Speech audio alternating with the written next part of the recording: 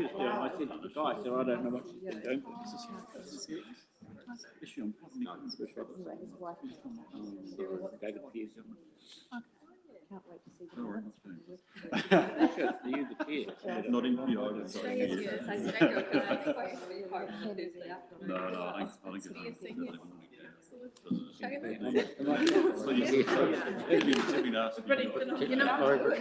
it's I shouldn't have admitted that. Oh, not in Terry. Hey? That's Terry yesterday. Oh, this is all just as when I arrived. I haven't done anything. I haven't put anything. Hey? This is not my laptop. Yeah, that's yours. That's exactly what she would say. That's exactly what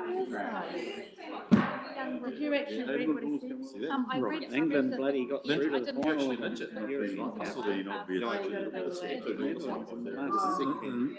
They're going to miss I people just soon. read a bit about what it's like being like. You actually put You'll be excited. that's dedication. I had it. Did you put testing my speed. Did you put it down? Yeah. I didn't need to. Sort of Really? You should realise how special you are. Put the V down. No, That's a moment. I didn't put it down. It may have left my hands, but it was. Oh, well, morena, everyone. I think we will make a start. I think we've got a couple of elected members still on their way, but we might as well make a start. So welcome to our insurance workshop. Welcome, Brian and David. It's nice to, David and Bruce, and welcome to Emma from Aon as well. So nice to have you all in the room. And Brian, we'll hand over to you. Whoops. Good morning. We do have some people coming in on Zoom. Can we just wait a minute, Annette? Yeah, no worries. Who have we got joining us, Brian? Well, Matthew Wilson from Aon, and I understood Councillor Simpson Right. was, and probably some others.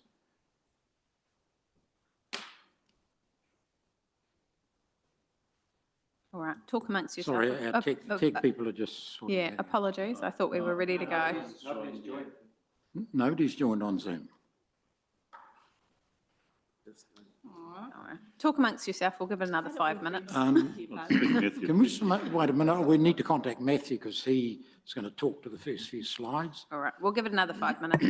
He's waiting to be let in.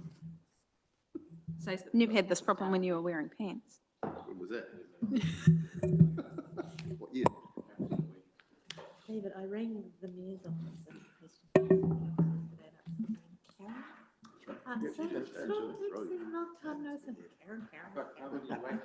So she was a secretary when I was on the EIT. Yeah. And she resigned just before she's thinking of it. And it's going to do not much.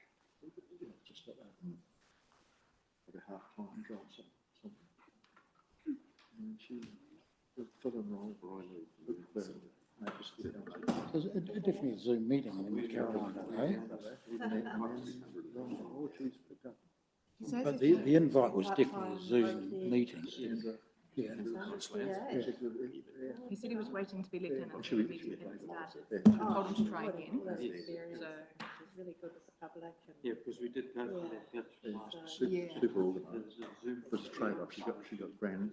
have space in the world of the grass. Yeah. No, it's kind of coming right.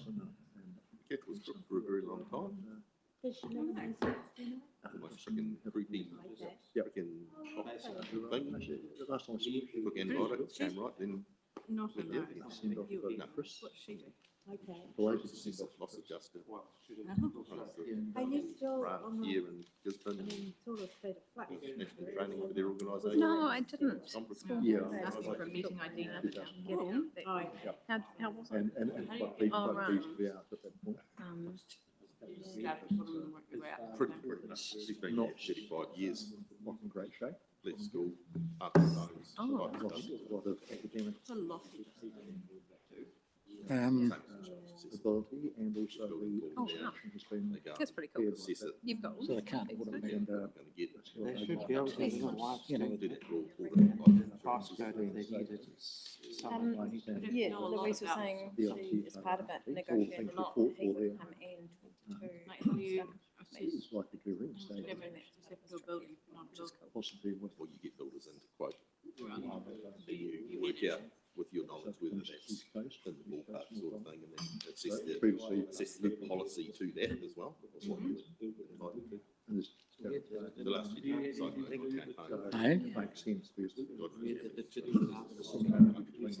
boss man sitting there thinking, freaking, you know, fancy state. And there's another. It's thinking, Me they were was- having a beautiful fine day. We had $31 million of reserves. Where's the issue? Yeah, It's getting me the card to go tell me how far. Yeah, I had a look at my portfolio yesterday and it gone up about Wanted 5 to- grand. So yeah, Well, they he brought up, I think, 40 assessors from overseas. I haven't looked this morning. I haven't looked this morning. Putting everything back together. Well, it's not a good thing, just one people have just worked and found them on there. Basically, Oh, there we Oh, go. yeah, it's up again. Did they do it? Just come from so from last the night? way I It's very easy. So Matthew Wilson's now. is Is that they- one? That's it. Yeah. these days, So he'll be able claims to, and claims and if stuff. she takes herself off, you can he speak? And Oh, yeah. Yeah, yeah. that way you can say, oh, stuff like that. Yeah. And, but yeah, it's just getting. Most of our claims done. in- Yeah. Oh, you sold down Yeah, here? they've gone up in the last Yeah, sort of 2 or 3 years, they've gone up like. So yeah, I think you've got to look at Holidays. Anything AI, did you put that down? Oh, there's a New Zealand company that I jumped on, it went up 90% in days. Yeah, then I was so like, you can't blame us. Actually, put it out. Did it up and then on Just the- ask you. and that Yeah. was, Sorry, Matthew Wilson, can you hear us? I sat on, If you take yourself off mute. Can you hear me? I've got the slides if you're. Ah, right, Just right. about the So it's all there. You waiting for anybody else? So Well, asked I the thought Councillor question Simpson today, was, so but Linda he Schneider, might who be is late. leading it. It'll And show up I on, see yeah, it'll be there. earlier business cases, We have to said, there was Yeah. potential. Yeah. active Okay. transport routes, So either do bus that at routes, home you know, and what does the design look like? And they basically said all the modelling needs to be done. So it's a minimum of 4 lanes it could. There's nobody else mail. And nobody else modelling and design. The key takeaways were, so that was the answer to that question, that it's one of the more complicated as part of their state works because it is an active carriageway the whole way through, so they're going to have to do it in stages. There will be diversions and things going on to allow for it. They would definitely be making Yeah. bridges formatting as well. I asked that question because we have people talk about whether or not they'd be single lane. And then- We can probably get going now, Annette. We've now got Matthew in Okay, 2 minutes. 2 minutes. Perfect. Yeah, that's what it's all about. Well, their advocacy work will be done through transport committee. They weren't at the board meeting, we had a discussion about it, didn't we? Tomorrow, Tomorrow. Grego's going to. Ready? 10 to 12. Really interesting.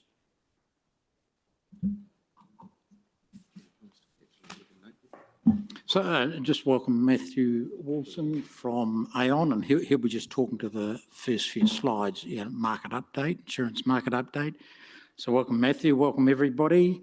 As I've got up here, the purpose of the workshop is really to consider matters prior to our 1 November 24 renewals. So council's insurance year runs from a 1 November to 1 November date, and we have to attend to our renewals well before 1 November, obviously. And we'll have a market update from Matthew from Aon.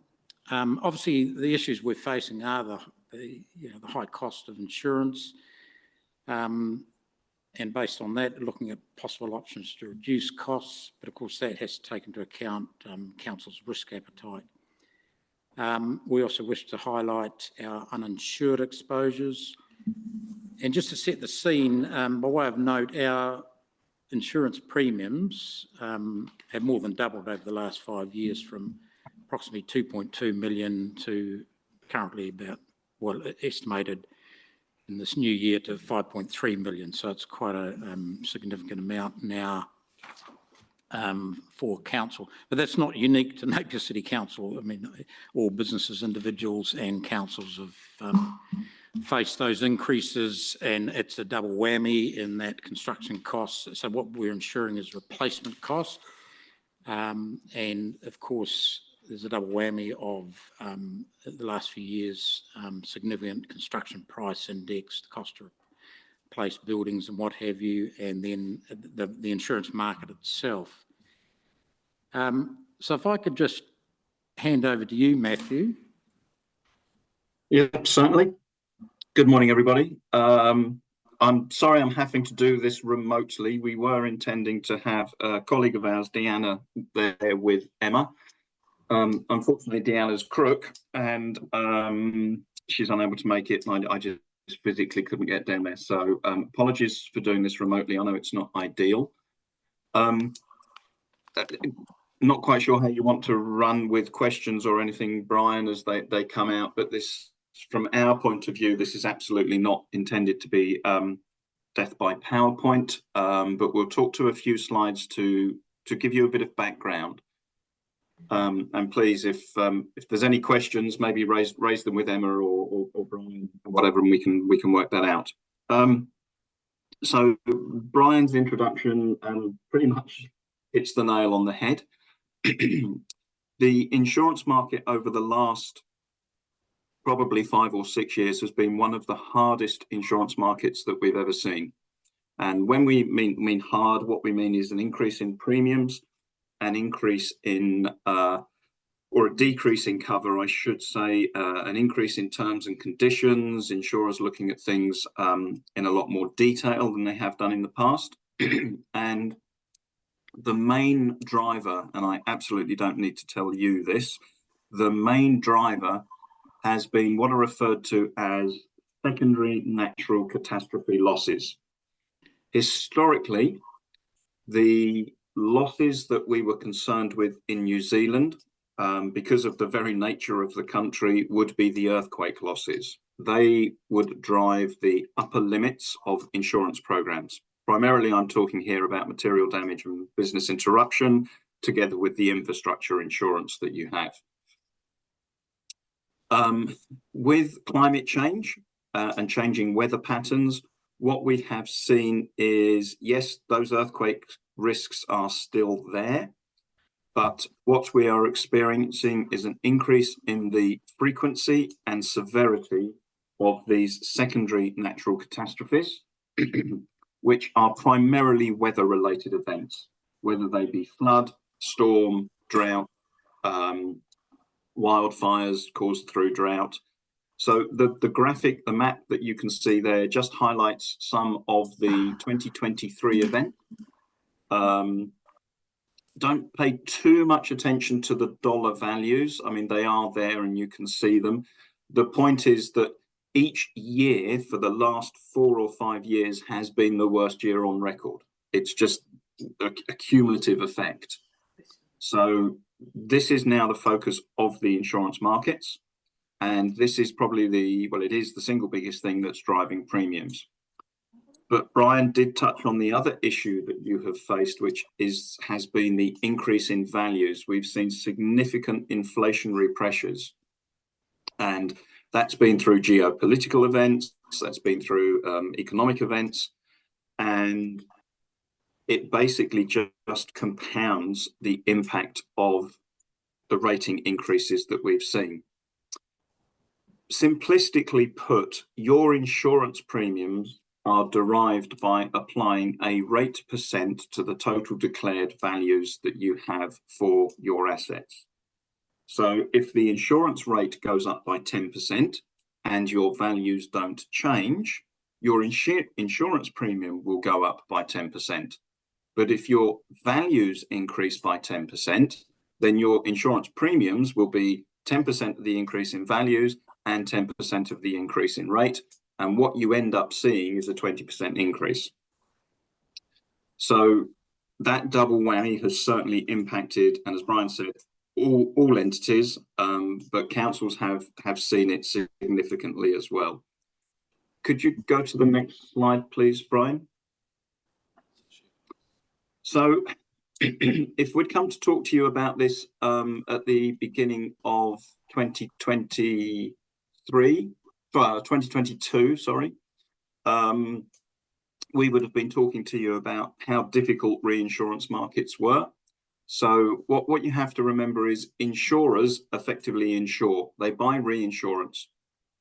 And a couple of years ago, the reinsurance markets were horrible. The renewal cycles for most New Zealand insurers is 1 January for their reinsurance. And the record was that a couple of years ago, it was the single hardest reinsurance market that had been seen. Reinsurers weren't prepared to put capital up, weren't prepared to put capacity up, and it was just a difficult marketplace. Now, the insurers absorb some of those costs, but also some of those costs have to be passed on. So that's where we were. Obviously, the impact of the anniversary floods and Cyclone Gabriel, you are fully aware of the impacts of those events. I mean, they were tragic events. They were devastating to the community, but they were also very expensive in terms of claims paid. And we did see a market reaction to those events, and it brought into focus the adequacy of modelling that is done around these secondary perils. So there is currently a lot of work being done to understand what the impact of these changing weather patterns, increasing frequency of flooding events and storm events are going to have. And it's a work in progress, because previously all the focus had been largely on earthquake. And it still is, to be fair, because that does drive the upper limit. The earthquake events, if they happen, are going to be very expensive in terms of damage. Whereas the flip side with the weather events is, whilst they may not necessarily be so expensive in terms of damage, we're seeing an increase in frequency. Matthew, we've just got a question here, Councillor Bogue. Thank you, Matthew and Maxine. I just wondered about areas like ours, which have more likely frequency of weather-related events. Are our insurances higher than somewhere that does not experience that kind of risk? Yes, is the short answer to your question. Insurers are paying more and more attention to, they're not treating New Zealand as just one landmass, as it were. You are having now differentials in rating. We've historically had differentials in rating for earthquake. You know, obviously some parts of New Zealand are more earthquake prone than others. I'm in Hamilton, which is apparently the most benign earthquake part of New Zealand. But we're now seeing that flow through into these flood risks and weather event risks, yes. Thank you. Sorry if please just sing out if there's any questions. It's quite a bit tricky doing this remotely. Could we go to the next slide, please? So again, that historic picture, there is a glimmer of good news.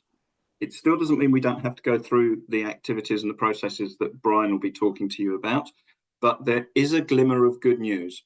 The 2024 reinsurance treaties actually went through quite smoothly. There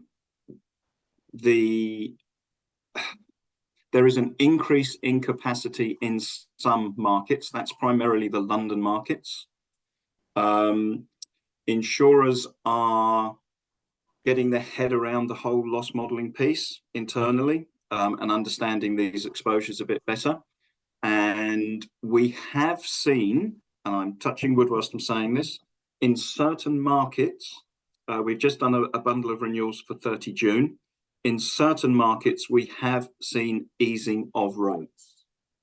I'm not going to say to you right now to expect a rating reduction, but this year's renewal coming up in November should be an easier renewal than it was last year. So we're starting just to see a bit of a slowdown in the market, which is good news. It is not going into a complete soft market where we will see 15, 20% rating reductions like we had about 10 years ago. It's just not going to happen. So there is a glimmer of hope, but you could ask the question, well, if the rates are easing and things are getting better, why do we need to go through the process? Well, as Brian alluded to, your premiums have still doubled over the last 5 years or so. So it's not as though we're getting back to where we were. So anything we can do to be a little bit more prudent about how we approach the markets and what we approach the markets for has got to be a good thing, especially given the affordability of all of these things. You know, councils have considerable other expenses that are increasing, more services to provide to communities, etc., etc.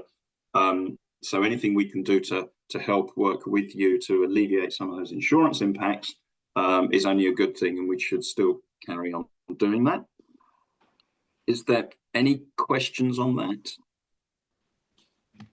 Yeah, g'day, Matt. It's Bruce here, Bruce Robertson. How you going, buddy? Yeah, not too bad, Bruce. Good, mate. I'd love to, if you can be, to the extent that you can, Napier specific. You say prudence in approaching the market. What does that mean? It will be what Brian is going to cover off coming up shortly. Now, historically, councils, and this isn't I'll start with a generic comment, Bruce, and then I will narrow it down to you. Historically, councils have insured everything. You get an asset register and you insure that asset register. So that's fine. That is a process that can be done. The question I was asked earlier from somebody about, are we seeing differential rating? Well, we are seeing differential rating. So if your premiums are derived from a factor of your total declared values, is it still appropriate to insure absolutely everything? Do we need to line up some of these decisions about what you insure or how you insure it, given the cost pressures, the pricing pressures, towards a more strategic plan? And I'll give you a very brief example. We had a council, not in the Hawke's Bay group, who had a property on their property schedule that they were insuring for a couple of $1 million that was due to be demolished about 10 weeks after the renewal. Now, why would you be insuring that? Because it's going to be knocked down. For Napier specifically, you are in one of the higher rated areas when it comes to the natural disaster, earthquake, natural disaster. So being prudent about what you insure and how you insure it can have an impact on your premium pricing. And the insurers will like to hear those stories because they don't want to be viewed as the ambulance at the bottom of the cliff. And if we can demonstrate to insurers that you are being prudent in asset management, asset selection, and in essence, putting a fence at the top of the cliff before it gets to the insurers, then that is very well received in the markets. Is that okay?